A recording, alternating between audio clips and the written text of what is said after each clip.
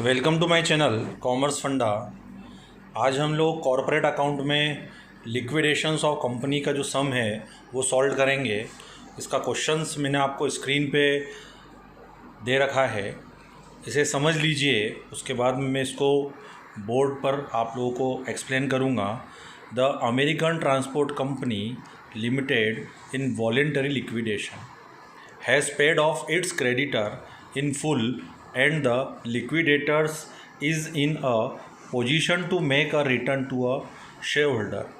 American transport company जो है उसका लिक्विडेशन में चली गई है, मतलब समापन में हो गया है, और वह ये इस पोजीशन में है कि वह जितने भी क्रेडिटर्स है उसका फुल पेमेंट और शेयर होल्डर को भी पेमेंट कर देगी। The position is as follows. Share capital issued 100 preferential share हैं, 10 रुपये का एक है, फुल्ली पेड अप है। 300 इक्विटी शेयर हैं, 10 रुपये का है, फुल्ली पेड अप है। 400 इक्विटी शेयर हैं, 10 रुपये का है पर 8 रुपये से ही पेड अप है। इट मीन्स जब कंपनी लिक्विडेशन में जाती है और किसी शेयर का हम पार्टली अमाउंट मंगवाते हैं, पार्टली रिमेनिंग रहता है, तो हो सकता है सम्स में आपको आगे इसका जो रिमेनिंग अमाउंट है 2 रुपीज़, वह हो सकता है कंपनी कॉल करेगी, वह रिसिप्ट की तरफ आएगा। The articles of the company provided that the preferential share shall have priority over the equity share is to repayment of capital. जितने भी सम्स आप लोग देखेंगे उसमें ये लाइन आपको ज़रूर मिलेगी। उसमें यही बोला जाएगा कि इक्विटी से पहले आपको प्रेफरेंशियल को प्रायोरिटी है पेमेंट में। पर लिक्विडेशन ऑफ कंपनीज़ का प्रोफार्मा जब हम एक्सप्लेन करते हैं या जब हम लोग उसको सम्स सॉल्व करते हैं तो उसका एक प्रोफार्मा है। उस प्रोफार्मे में सीक्वेंस जो दे रखा है उसके बिना हम उसको पेमेंट नहीं कर पाएंगे। The cost of liquidation is 140 rupees. Creditors amount 2225। Creditors के बारे में यदि कोई इन्फॉर्मेशन नहीं है तो वह अनसिक्योर्ड क्रेडिटर्स माना जाएगा। The assets realised rupees 3740। A call of ₹2 per share on the partly paid equity share was paid except in case of one share holder owing 100 share. जो मैंने आपको ऊपर बताया था कि टोटल 400 शेयर हैं जिस पे 8 रुपये बुलवाए गए हैं, 2 रुपये बाकी हैं, वो कंपनी ने कॉल करा है।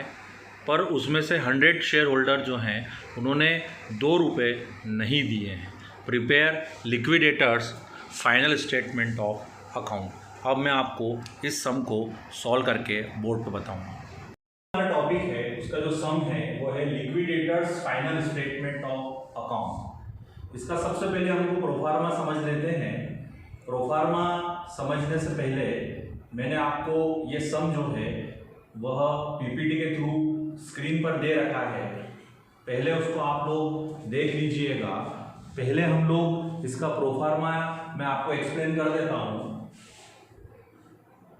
Receipt amount, payment amount. Liquidators final statement of account में जब कंपनी लिक्विडेशन में चली जाती है, मीन्स जब कंपनी का समापन हो जाता है, जब वह पब्लिक कंपनी होने के कारण जब शेयर्स पब्लिक के होते हैं तो गवर्नमेंट के थ्रू एक व्यक्ति अपॉइंट किया जाता है, एक पर्सन अपॉइंट किया जाता है। वो पर्सन जितनी भी कंपनी की जो असेट्स है उसको रियलाइज्ड करता है और कंपनी की जितनी भी लाइबिलिटीज़ है उसका वो पेमेंट करता है। पेमेंट का जो पोर्शन है, जो पेमेंट वाली जो साइड है, वो हम पहले से नहीं लिखेंगे, उसका अमाउंट हम पहले से नहीं लिखेंगे, उसको हम वर्किंग नोट पे लिखते चलेंगे। फिर से मैं एक बार रिपीट कर रहा हूँ आप लोगों के लिए।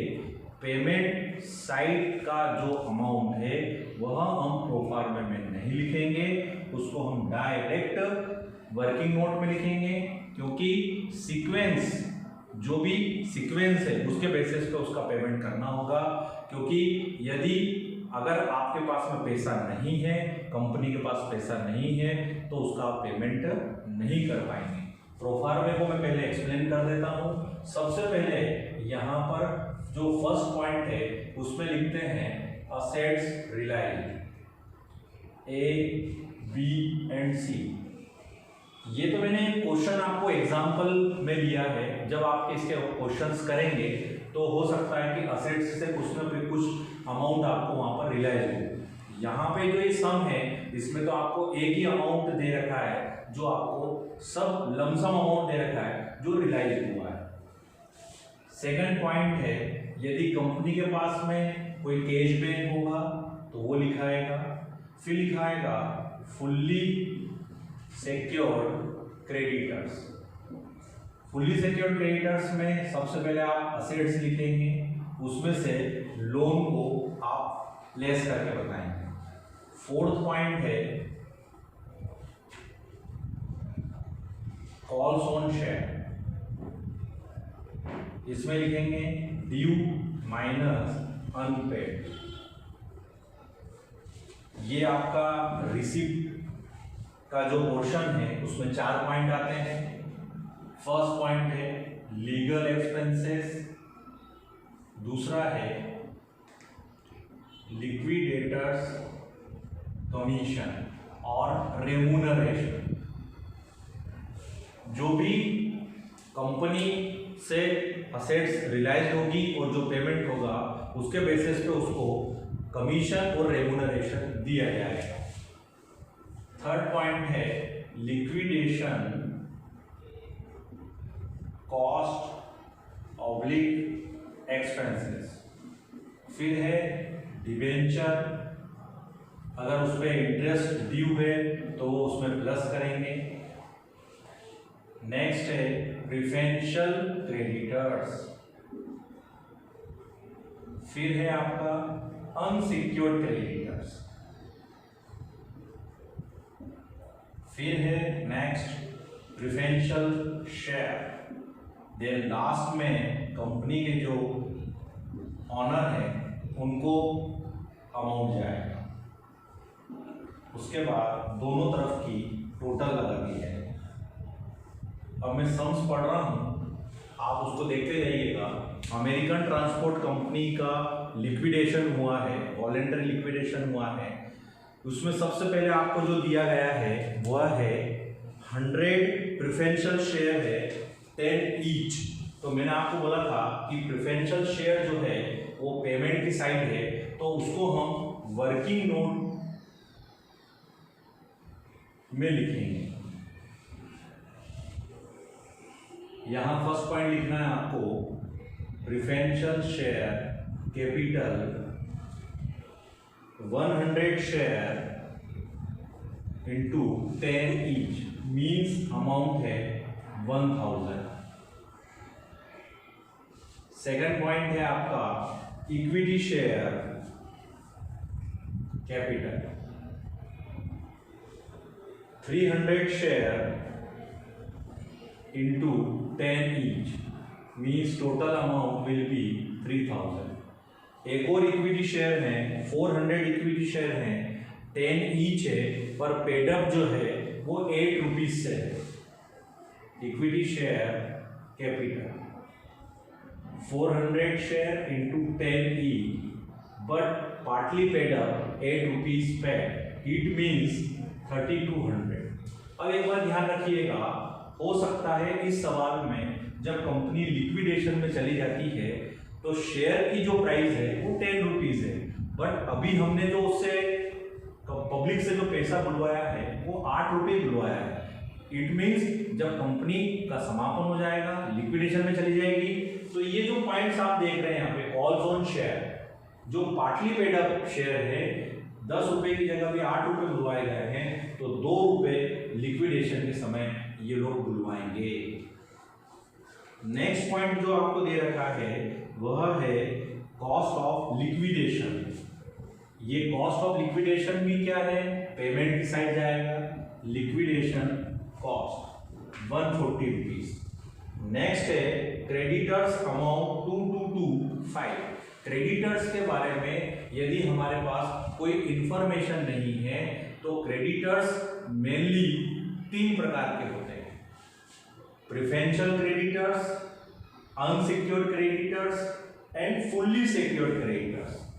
तीनों के बारे में मैं थोड़ा सा आपको एक्सप्लेन कर देता हूँ। रेंट है, रेट्स है, वेजेस है, टैक्स है, वो प्रिफरेंशियल क्रेडिटर्स में आते हैं। अनसिक्योर्ड क्रेडिटर्स ऐसे क्रेडिटर्स होते हैं जिसपे हमने विदाउट असेट्स मॉर्गेज लेकर लोन ले रखा है, वो अनसिक्योर्ड क्रेडिटर्स में आएंगे। फुल्ली सिक्योर्ड क्रेडिटर्स का मतलब ये होता है हमने 50,000 की असेट्स जो है वो मॉर्गेज रखी है, गिरवी रखी है, और उस पर हमने 40,000 रुपए का लोन लिया है। मींस असेट्स रियलाइज जो होगी वो 50,000 होगी और उसको जो हमको पैड करना होगा वो 40,000 होगी। इट मींस 10,000 जो है वो सरप्लस अमाउंट आएगा। तो यहाँ पर जो हम लिखेंगे वो लिखेंगे surplus from fully secured creditors, surplus from fully secured creditors. ठीक है। नेक्स्ट जो आपको दे रखा है क्रेडिटर्स के बारे में यदि कोई इंफॉर्मेशन नहीं है तो वो कौन से क्रेडिटर्स कहलाएंगे? अनसिक्योर्ड क्रेडिटर्स कहलाएंगे। तो यहां लिखना पड़ेगा अनसिक्योर्ड क्रेडिटर्स 2225। नेक्स्ट पॉइंट अपने को दे रखा है वही जो मैंने आपको कहा था कि जो 10 रुपए के शेयर थे उस पर 8 रुपए बुलवाए गए हैं। कंपनी जब लिक्विडेशन में जा रही है तो वह 2 रुपए हमसे डिमांड कर रही है। तो यहाँ लिखना पड़ेगा 400 share into 2 means total amount जो आपको ड्यू है वो है 800। पर एक लाइन इसमें लिखी हुई है कि एक शेयर होल्डर है जिसके पास में 100 शेयर है। एक शेयर होल्डर है जिसके पास में 100 शेयर हैं, उसने इस कॉल्स का पैसा नहीं दिया है, मीन्स अनपेड है। तो 200 रुपीज हमारे पास नहीं आए हैं, 800 हमारे पास आने थे, उसमें से 200 रुपए हमारे पास नहीं आए हैं। तो जो अमाउंट रिसीव होगा वो 600 होगा। एक असेट्स रियलाइज्ड दे रखी है आपको यहाँ पर 3740। ये असेट्स रियलाइज्ड का अमाउंट आपको लमसम दे रखा है। हो सकता है आपके आने वाले जो क्वेश्चंस हैं उसमें आपको असेट्स अलग अलग अमाउंट में दे रखे। अब इसकी हम टोटल लगाएंगे। कैश बैंक हमारे पास नहीं है, नील। फुल्ली सिक्योर्ड क्रेडिटर्स नहीं है, नील। ये हो गया है, इसकी टोटल लगा लीजिए 0 4 3 4 4,340। जितनी हमको रिसिप्ट का अमाउंट हमको मिला है उतना ही हम उसको पेमेंट करेंगे। सबसे पहले देखते चलिए ये जो सीक्वेंस है इसको हम पेमेंट करेंगे, उसके बाद आगे चलेगा। लीगल एक्सपेंसेस देखिए यहाँ पर है क्या? नहीं है, बिल। लिक्विडेशन कमीशन या रेमुनरेशन है क्या? नहीं है, बिल। लिक्विडेशन कॉस्ट वो आपको यहाँ पर दे रखी है 140 रुपीज। हमारे पास टोटल अमाउंट जो है वो है 4,340। सबसे पहले ये जो वर्किंग नोट है यहाँ पे अमाउंट लिख लीजिए 4,340। अब आपको पेमेंट कितना करना है? 140। सबसे पहले आप यहाँ लिखिए 140, इसमें से इसको माइनस कर दीजिए तो हमारे पास जो अमाउंट रिमेनिंग होगा वो होगा 4,200। अब डिवेंचर आप देखिए यहाँ पर कहीं दे रखा है क्या? नहीं है, नील कर दीजिए। प्रेफरेंशियल क्रेडिटर्स के बारे में हमारे पास में कोई इंफॉर्मेशन अवेलेबल नहीं है। अनसिक्योर्ड क्रेडिटर्स जो हैं वो है 2,225। ये यहाँ पर माइनस कर दीजिए 537।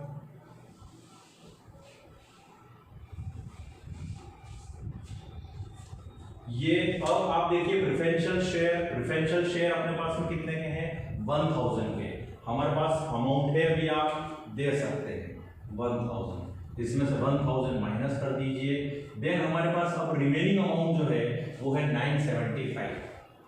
और इक्विटी शेयर की अगर हम लोग बात करें तो हमारे पास में 3,000 की इक्विटी शेयर है और 3,200 और हमारे पास में 600 और आ गए, मतलब 3,800 के हमारे पास में इक्विटी शेयर है। बट हमारे पास में लास्ट में जो पैसा अमाउंट जो रिमेनिंग हुआ है वो 975। तो हम पेमेंट कितना कर पाएंगे? 975 ही कर पाएंगे। जितना अमाउंट हमको रिसीव हुआ था उतना हमने क्या कर दिया है, पेमेंट कर दिया है। अब ये देखेंगे कि इक्विटी शेयर को कितना पर शेयर गया है। तो नंबर ऑफ शेयर्स अगर हम लोग देखें, टोटल नंबर ऑफ शेयर जो हैं वो हमारे पास कितने हैं, 300 इक्विटी शेयर और 400 इक्विटी शेयर। हमारे पास में इक्विटी शेयर कितने हैं, 700। कितने हैं, 700। बट हमारे पास चूंकि 100 शेयर ने क्या करा था, अमाउंट नहीं पे करा था, तो हम डिवाइड जो करेंगे वो कितने से करेंगे, 975, 300 प्लस 400 माइनस 100। तो ये जो भी डिवाइड करने के बाद जो अमाउंट आएगा वह आपका लास्ट का जो अमाउंट होगा। आज हमने liquidators final statement of account को समझा है। आगे हम नए नए हर यूनिट या चैप्टर के आपको एक एक क्वेश्चंस लेकर उसको एक्सप्लेन करेंगे। Thank you very much.